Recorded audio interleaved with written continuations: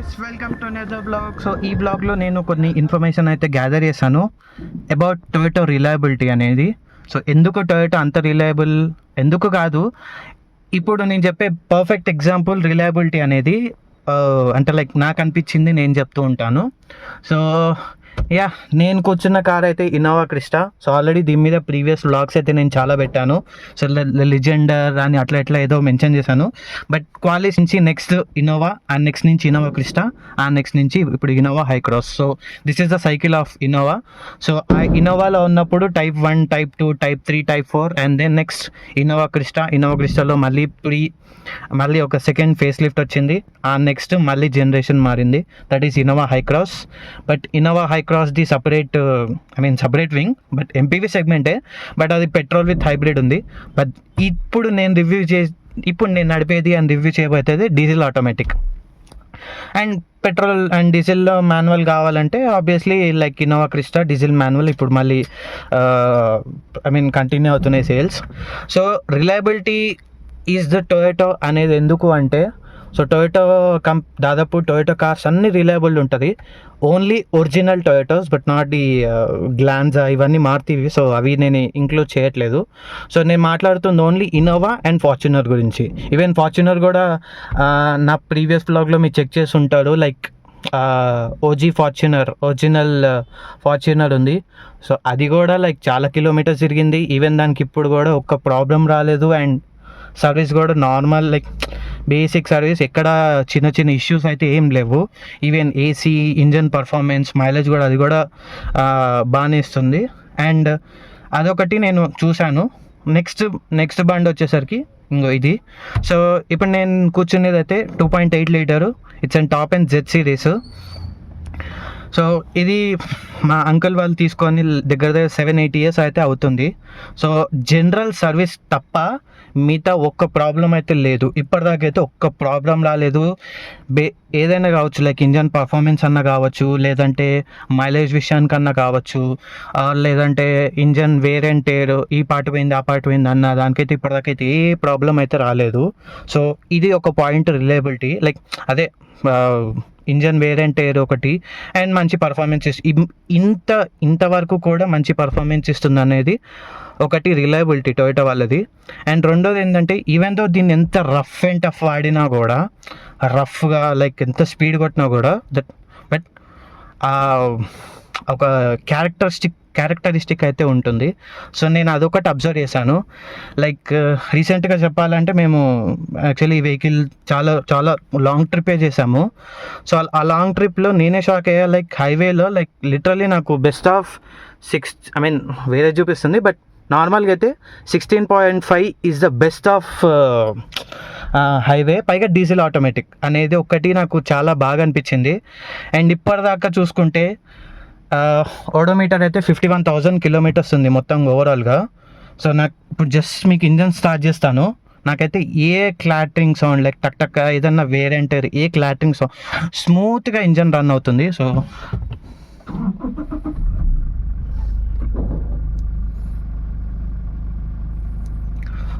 అంటే the diesel క్లాటరింగ్ ఒక్కటైతే ఉంది, but ఆ డీజిల్ క్లాటరింగ్ అయితే ఉంది, కానీ రిమైనింగ్ ఆ డీజిల్ క్లాటరింగ్ కాకుండా ఇంకా ఏ సౌండ్ అయితే లేదు. So this is the second point for the reliability. Even though నేను ఏసీ 24, 23 పెట్టినా కూడా నాకు ఎక్కడ ఏది ఎక్కడ ఏ డిఫరెన్స్, లైక్ ఇంజన్ అది అని ఇది ఏ డిఫరెన్స్ అయితే ఉండదు. So when I drive, so driving చూడండి, సేమ్ అసలు కొత్త బండి ఎలా ఉందో సేమ్ అలానే ఉంది. ఈవెన్ దో ఎన్ని కిలోమీటర్స్ తిరిగినా కూడా కొత్త బండి ఎలా ఉందో సేమ్ అలానే ఉంటుంది.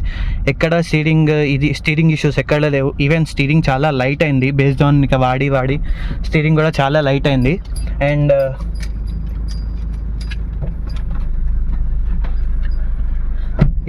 సో స్టీరింగ్ కూడా లైట్ అయింది చాలా. అండ్ లైక్ బ్రేక్స్ అండ్ మిగతా అవన్నీ కంపేర్ చేసుకుంటే అసలు రిలయబిలిటీకి మరో పేరు is the Toyota. So this is because of Innova Crysta and Fortuner. So ఈ రెండు జనరల్గా ఎక్కువ రిలయబిలిటీ అండ్ ఎక్కువ వేర్ అండ్ టైర్ మెషిన్ కూడా వేర్ అండ్ టైర్ ఎక్కువ ఉండదు. అండ్ ఈజీగా లైక్ రిపేరింగ్స్ కూడా చాలా సింపుల్గా అండ్ ఈజీగా, అంటే ఇంతేనా అన్నట్టుగా అయిపోతాయి. అందుకనే ఇన్నోవా క్రిస్టా అండ్ ఫార్చునర్ అనేది ఇంత సేల్స్ ఉంది. బికాస్ ఎంత వాడినా, ఎంత రఫ్ అండ్ టఫ్ చేసినా కూడా ఆ మిషన్ వేర్ అంటే ఆ ఒరిజినాలిటీ అనేది సో అంటే ఒరిజినాలిటీ అనేది పోదు. సో అట్లా టొయోటా వాళ్ళది reliability and long life cars అంటారు జనరల్గా. సో అట్లా అంటే మిగతావి కూడా లాంగ్ లైఫ్ కార్సే, బట్ మోస్ట్ ఆఫ్ ద పెద్ద పెద్ద వాళ్ళు లైక్ పొలిటీషియన్స్ అండ్ ఇంకా వేరే కొద్ది బిజినెస్ మ్యాన్ అందరు టొయోటా వాళ్ళు ఎందుకు ప్రిఫర్ చేస్తారంటే, సో ఓకే దట్ ఈస్ అంటే పెద్ద బండి అని అట్లా కాదు, బట్ మోస్ట్ ఆఫ్ ద బండ్లు అయితే రిలయబిలిటీకి, అంటే ఆ రిలయబిలిటీ వర్డ్ అనేది టొయోటాకి కరెక్ట్ సెట్ అవుతుంది. ఎందుకంటే wear and tyre, machine wear and tyre ఒకటి, అండ్ ఎంత కిలోమీటర్స్ తిరిగినా ఎక్కడ మనకి ఒక ఏ సౌండ్ డీజిల్ క్లాటరింగ్ కానీ అట్లా సౌండ్ అయితే ఏమీ ఉండదు. అండ్ పర్టికులర్లీ ఈ వెహికల్లో మైలేజ్ వచ్చేసరికి నేను చూసినంత ప్రకారం అయితే గనక, సో ఇఫ్ ఆ పాయింట్ కన్సిడర్ చేసుకుంటే, సో రీసెంట్గా మేము ఒక ట్రిప్ వెళ్ళేసి వచ్చాము. సో దాంట్లో నేను క్యాలిక్యులేట్ చేసిన దాని ప్రకారం అయితే మొత్తంగా ట్యాంక్లో 55 లీటర్స్ ఉంది.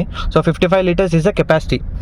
సో ఆ 55 లీటర్స్ కెపాసిటీలో సో మైలేజ్ 15.5 సో ఆ రేంజ్లో వస్తుంది. So that is diesel and అంటే సిటీ అండ్ హైవే డ్రైవింగ్స్ అట్లా నాకు మైలేజ్ అనేది టీటెక్ ఇదైంది. బట్ యావరేజ్గా వచ్చింది అయితే నాకు బెస్ట్ ఆఫ్లో 16.5. అది కాన్స్టెంట్ ఉంది with the speed of 100 to 110 ఆ రేంజ్లో వెళ్తున్నాం.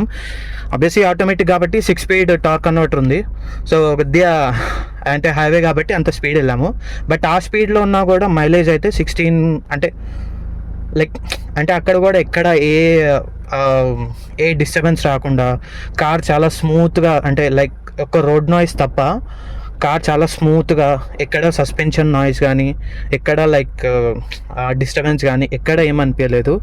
సో ఆ ఎక్స్పీరియన్స్ చూసుకుంటే నాకు 55 లీటర్స్కి లిటరలీ 800 to 815 కిలోమీటర్స్, 810, 820 ఇంచుమించుగా ఆ రేంజ్లో నాకైతే వచ్చింది. సో అట్లా క్యాలిక్యులేట్ చేసుకుంటే నాకు మైలేజ్ 15.5 నుంచి 16.5 ఆ మధ్యలో నాకు మొత్తం ఫ్లక్చువేట్ అయింది. సో అట్లా చూసుకున్నా కూడా రిలయబిలిటీ ఒకటి, అండ్ మిగతా పార్ట్స్ అన్నీ కూడా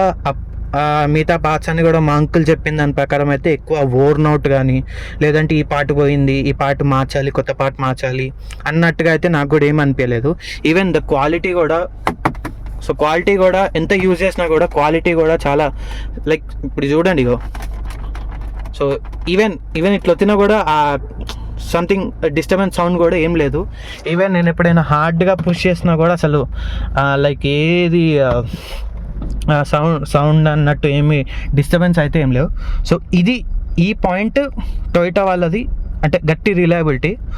సో ఓన్లీ ఫర్ అంటే టొయోటా వాళ్ళది branded Innova and Fortuner top selling cars, and obviously the premium MPV of segment ఇది. సో నెక్స్ట్ ఫార్చునర్ వచ్చేసరికి ప్రీమియం ఎస్యూవీ సెగ్మెంట్ ఇది. సో ఇక్కడ నాకు ఒక పార్ట్ హోల్ ఉంది. సో దాని మీదకి వెళ్ళినా కూడా నో సౌండ్. సో ఇది నేను ఎగ్జాక్ట్గా చెప్పాలనుకుంది. సో అందుకనే టొయోటా ఇన్నోవా క్రిస్టా అనేది అంత రిలయబుల్ అండ్ అంత famous, and cost of the కొద్దిగా ఎక్కువే. బట్ సో ఎంత స్పీడ్ బగాయించినా కూడా మనకు అదైతే తెలీదు. సో అట్లా అనమాట. సో అంటిల్ అన్లెస్ సీట్లది అది మూవింగ్ తప్ప మిగతా ఏ ఒక్క క్లాటరింగ్ సౌండ్ కానీ అట్లా ఏం లేదు. So that is why Toyota is చాలా reliable.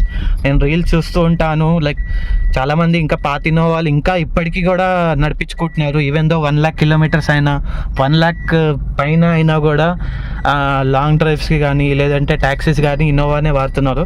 So because of this reliability concept. So ఎందుకో టొయోటా అంటే నాకు కూడా చాలా ఇష్టం. ఎస్పెషల్లీ ఇన్నోవా క్రిస్టా అయితే నాకు చాలా ఇష్టం. అండ్ డ్రైవింగ్ ఎక్స్పీరియన్స్ కూడా చాలా బాగుంటుంది.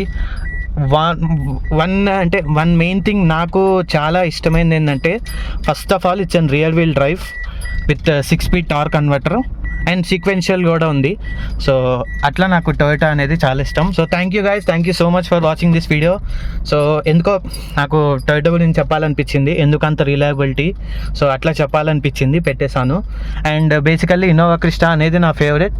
సో ఇన్నోవా క్రిస్టా మీద కూడా పెట్టేశాను వ్లాగ్. సో ఆల్రెడీ నా వ్లాగ్స్లో టొయోటావి 2 కార్స్ అయితే ఉన్నాయి. ఒకటేమో ఫార్చునర్, సో ఒకటేమో కొత్త ఫార్చునర్, ఒకటి పాత ఫార్చునర్, ఇంకోటి ది లెజెండర్ అని కాదు, my favourite Innova Crysta. So ఇది, సో ఇట్లా. బట్ రిలయబిలిటీ అనేది ఓన్లీ ఫర్ ఇన్నోవా అండ్ ఇది, మిగతావి కూడా ఓకే కానీ but which are derive from the Maruti Suzuki. ఇప్పుడు గ్లాంజా అనేది బెలినోది. అండ్ ఇప్పుడు వస్తున్న ఫ్రాన్స్ కూడా, ఇప్పుడు టైజర్ కూడా ఫ్రాన్స్ కొత్తగా రిలీజ్ చేశారు. సో అది కూడా లైక్ ఫ్రాన్స్ నుంచే తీసుకున్నారు టొయోటా వాళ్ళు. And obviously 2nd generation Brezza. So ఇది కూడా like Urban Cruiser Hyryder. So Urban Cruiser Hyryder కూడా okay, but it's an obviously దానికి గ్రాండ్ విటారాకి సో జుడో బ్రదర్స్ అన్నట్టు. అండ్ ఇప్పుడు వస్తున్న ఇన్వెక్టో, ఇన్నోవా హైక్రాస్. సో ఈ 2 కూడా మళ్ళీ సేమ్. ఇన్నోవా హైక్రాస్ కూడా ఇప్పుడు చాలా మళ్ళీ సేల్స్ కూడా దానివి కూడా చాలా ఉన్నాయి. సో అట్లా. సో బ్లాగ్ అయితే చాలా లాంగ్ అయిపోయింది. So thank you guys, thank you so much for watching this video. Hope మీ అందరు లైక్ చేస్తారు, సబ్స్క్రైబ్ చేయండి అని సబ్స్క్రైబ్ కూడా చేయండి. So thank you so much. So bye, good night guys.